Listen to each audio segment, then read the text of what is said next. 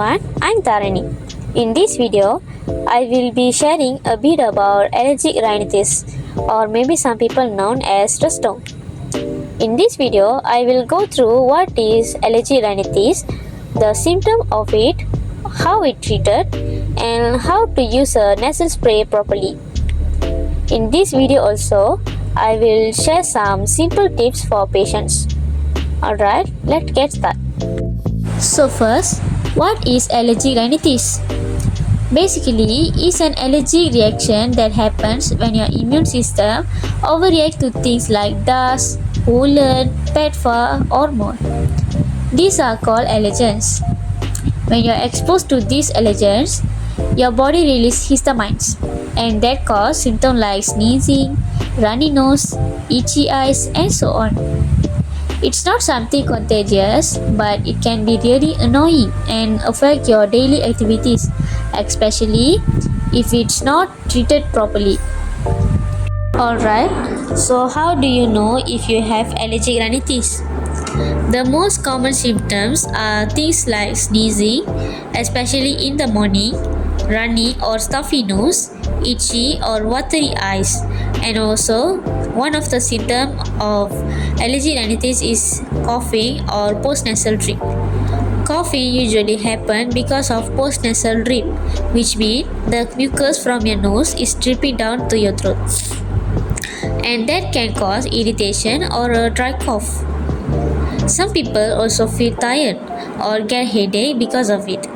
If you keep having this symptom almost every day, or they get worse over time, it's a good idea to go and see a doctor. And now let's talk about how to treat allergic rhinitis. The first step is to try and avoid the trigger like dust, pollen, or pet dander. But since that's not always possible, medication can help manage the symptom. There are a few common types of medicine like antihistamine, which is help reduce sneezing, runny nose, and itching. Decongestant, which is help if you have a blocked or stuffy nose, but they should not be used for too long. And lastly, nasal corticosteroid spray, which is the most effective for reducing inflammation inside the nose. Sometimes doctors may also recommend eye drop if you have itchy or watery eyes. It's important to use the right medicine in the right way. So, always follow the instruction from your doctor or pharmacist. By the way, there are actually a few different type of nasal sprays, and each one work in a different way. So, the first type is the saline nasal spray, and I have actually used this one before. Mine was prescribed by a doctor after a small nose procedure to help with healing and to keep the inside of my nose clean and moist. But don't worry, saline sprays are basically just a salt water and no medication inside, and also they help to wash out dust, mucus, or any irritants like in your nose. They are really gentle and safe to use every day, even if you are not sick.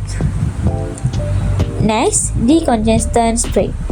This gives fast relief for a blocked nose by shrinking swollen blood vessels, but it should not be used for more than 3 days because it can cause something called rebound congestion.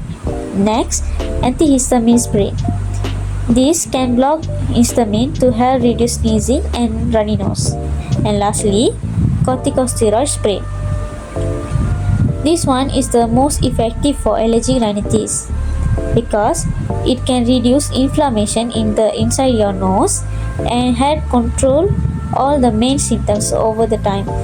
But remember, it needs to be used consistently, not just when you have the symptom appear. Now, I show you how to use a nasal spray for babies safely and gently. First, lay the baby down with head slightly tied. This is our nasal spray for babies. First, you need to shake it well. Then, open the cap of nasal spray and wipe it off with a clean cloth to avoid any bacteria stick on it. Then, gently tie the baby's body slightly. Spray 1 to 2 drops into one nostril and repeat the step for another nostril.